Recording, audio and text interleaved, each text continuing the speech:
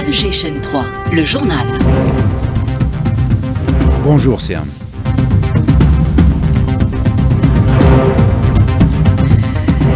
Ali Hamouche, bonjour à tous. Au sommaire, l'Ouganda sollicite l'aide de l'Algérie en matière de gestion des affaires religieuses. Le conseiller du président ougandais a été reçu hier par le chef de l'État. Abdelmadjid Tebboune a aussi présidé hier une réunion sur la situation du transport aérien. Une société spécialisée dans le domestique aérien sera bientôt créée. Nouvelle consécration pour la diplomatie algérienne. Salima Malika Haddadi a pris ses fonctions aujourd'hui en tant que vice-président de la Commission de l'Union africaine. La Cour constitutionnelle annoncera les résultats définitifs des élections du renouvellement par moitié des membres du Conseil de la Nation à 13h. À Gaza, une commission d'enquête de l'ONU documente pour la première fois la pratique de la violence sexuelle comme stratégie de guerre de l'occupationniste. Et puis sport, on connaît désormais le tableau des quarts de finale de la Coupe d'Algérie.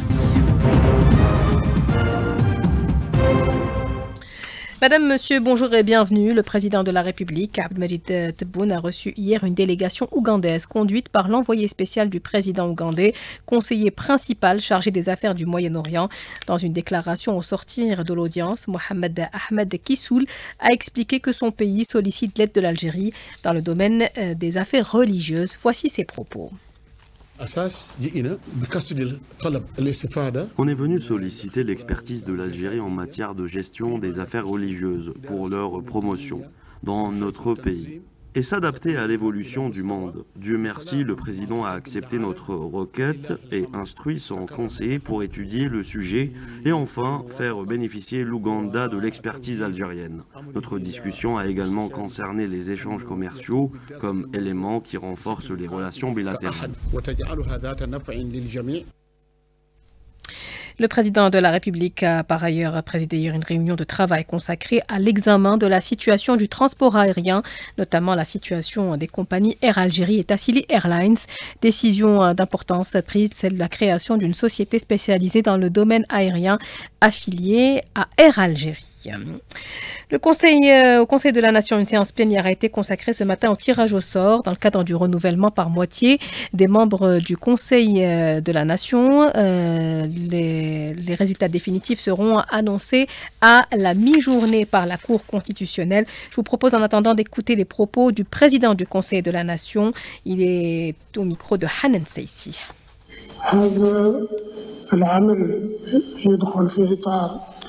Cette opération est une consécration de l'exercice démocratique dans le cadre de l'alternance au pouvoir et poste de responsabilité.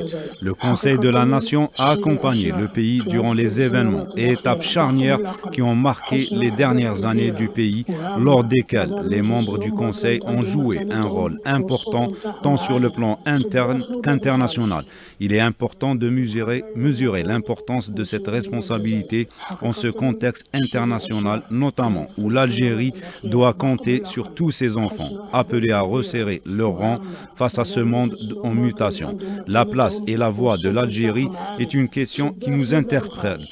Et cette phase mondiale complexe nous appelle à placer l'Algérie en premier et au-dessus de tout.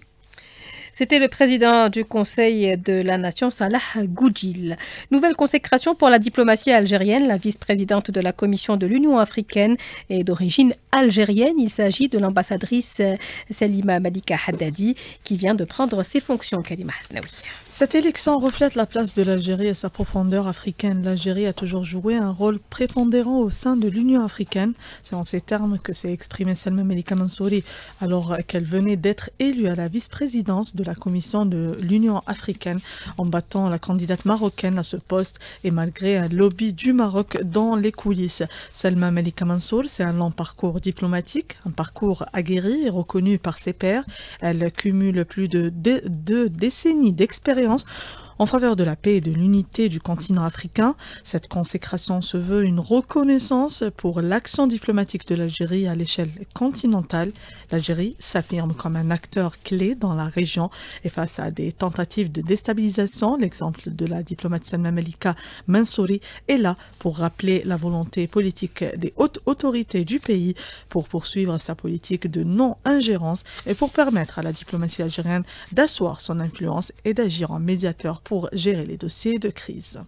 Et le chef de la diplomatie algérienne, Ahmed Attaf, a reçu ce matin la présidente de la délégation onusienne en Libye. Le gouvernement a tenu hier sa réunion hebdomadaire, présidée par le Premier ministre. L'exécutif a examiné, entre autres, le projet de stratégie nationale de lutte contre la drogue et les psychotropes. Linda Boadma. Le président de la République a chargé le gouvernement d'élaborer cette stratégie pour combattre et prévenir ce phénomène et faire face à ses graves répercussions sur tous les plans sécuritaires, économiques et sanitaires. Dans le cadre de la création de pôles universitaires d'excellence dans certaines disciplines, leur visibilité et leur attractivité, le gouvernement a assisté à une présentation du projet de création de pôles universitaires et d'installation de vitrines universitaires. Cette présentation comprenait un ensemble de mesures pratiques et organisationnelles pour mettre en œuvre cette approche. Le gouvernement a également étudié un projet de décret exécutif portant approbation du renouvellement d'une licence accordée à la société Algérie Télécom Satellite pour établir et exploiter un réseau public de communication électronique via des satellites. Enfin, le gouvernement a entendu 2 exposés sur l'état du marché national durant le mois sacré du Ramadan et les différentes mesures prises pour assurer son approvisionnement, notamment en produits de large consommation.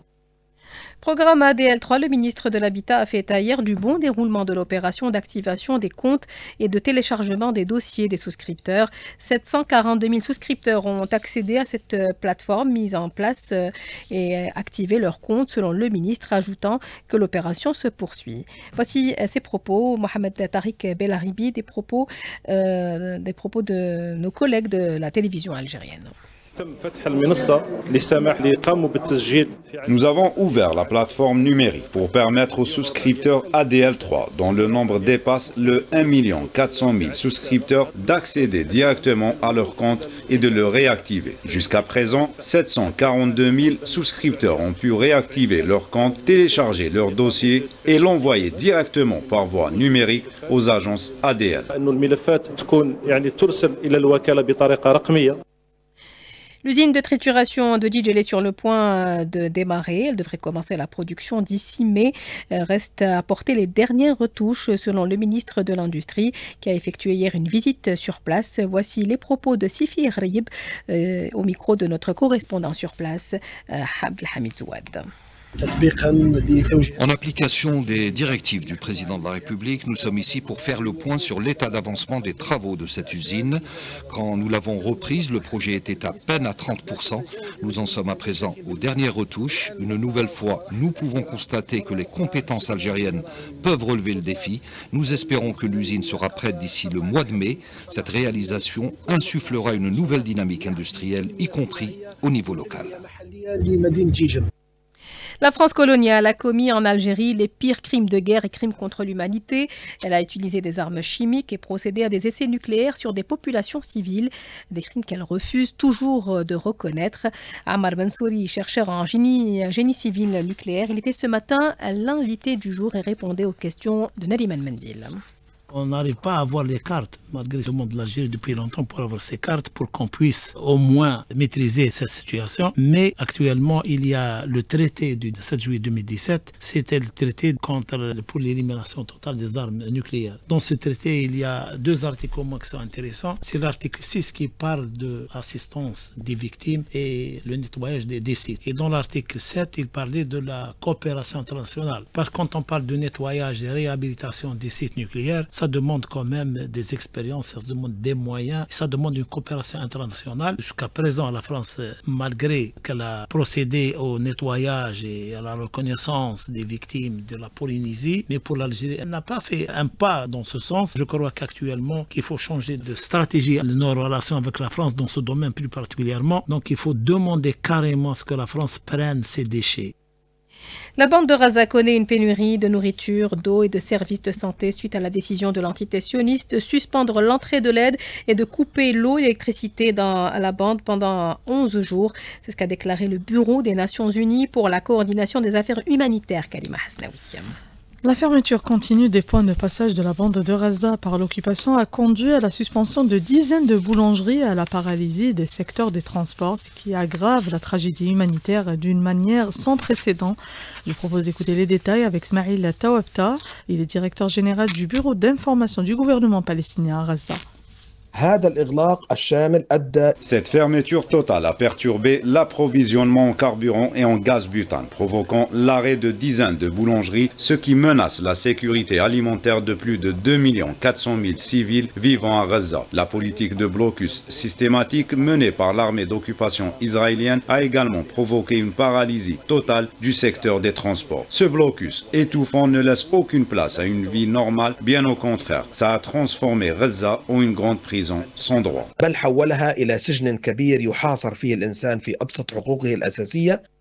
Le porte-parole de l'ONU a affirmé que seulement 16% des services médicaux dans le nord de la bande de Gaza fonctionnent encore pleinement ou partiellement.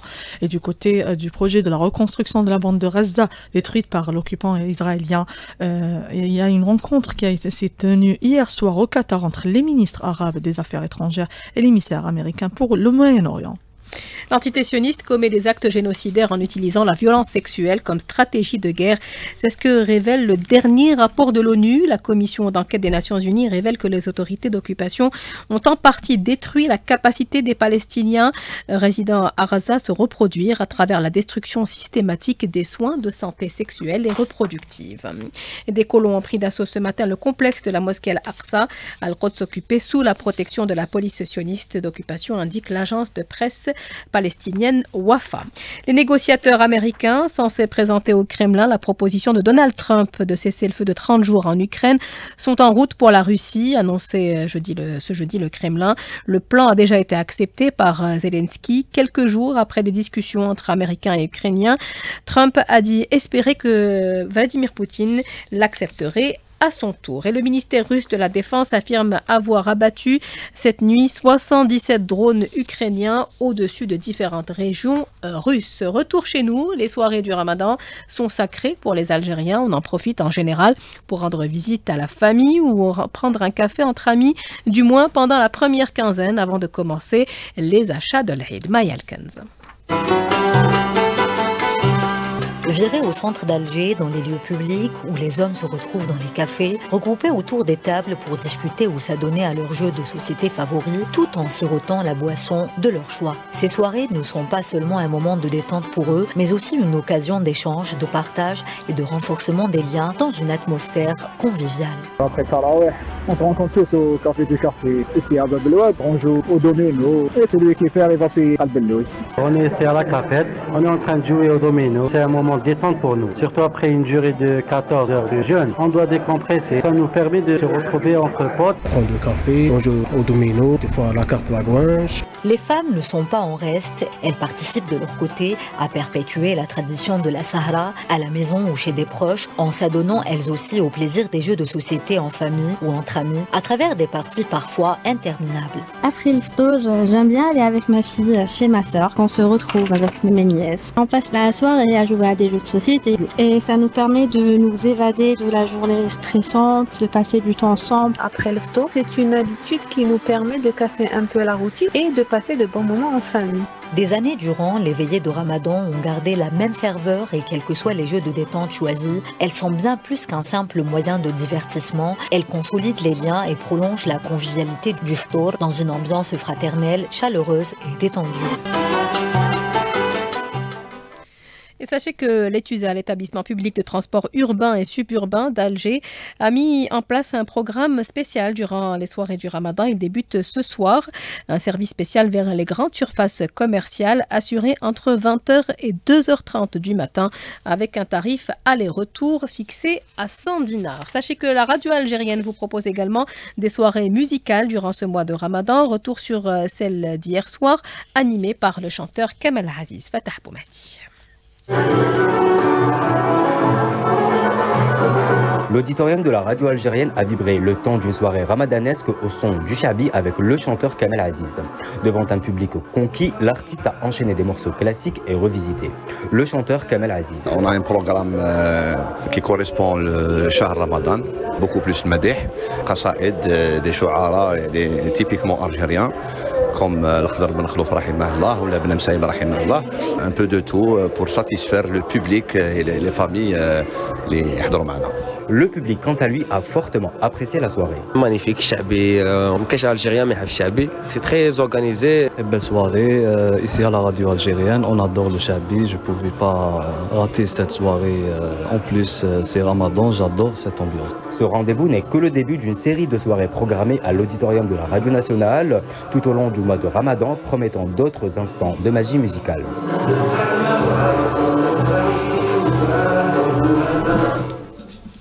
Du sport, avant de refermer les pages de ce journal, Ali Hamouche, bonjour. Bonjour Siam. On connaît désormais le tableau des quarts de finale de la Coupe d'Algérie.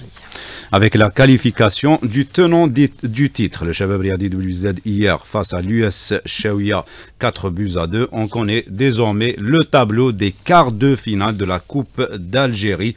On aura droit à un match entre deux pensionnaires de Ligue 1. Il mettra aux prises le Mouloudia d'Al-Bayed à l'entente de Sétif. Le tenant du titre, le Shabab Riadi WZ, affrontera quant à lui le Mouloudia de Béjaïa, l'USM Alger qui affrontera le CR Timouchent et l'USM Al-Harrach qui a éliminé deux pensionnaires de Ligue 1. La JS Kabylie et le Mouloudia d'Oran affrontera un autre club de Ligue 1, l'Espérance de Mostaganem. Les matchs se joueront cette fois-ci sur terrain neutre avec l'utilisation de l'assistance vidéo à l'arbitrage. En basketball, il va y avoir ce soir un choc en Super Division, messieurs. Absolument, il mettra aux prises ce soir à partir de 22h30 le Mouloudia d'Alger et le Wydad de Boufarik. Ça sera pour le compte de la 17e journée de la Super Division, messieurs. Et il y aura également chez les dames un match ce soir à partir de 21h. Le leader du groupe B, le MT Sétif, qui se déplacera chez le SB Béjaïa. Voilà donc qui termine ce journal. Merci à vous de l'avoir suivi, à toute l'équipe qui nous a accompagnés. Ahmed Dadou était à la réalisation, Nassim à la technique, Nesrina à la régie d'antenne, Yassine au streaming vidéo. Tout de suite, c'est Amine Mounir pour la météo. Très bonne écoute à tous sur la chaîne 3.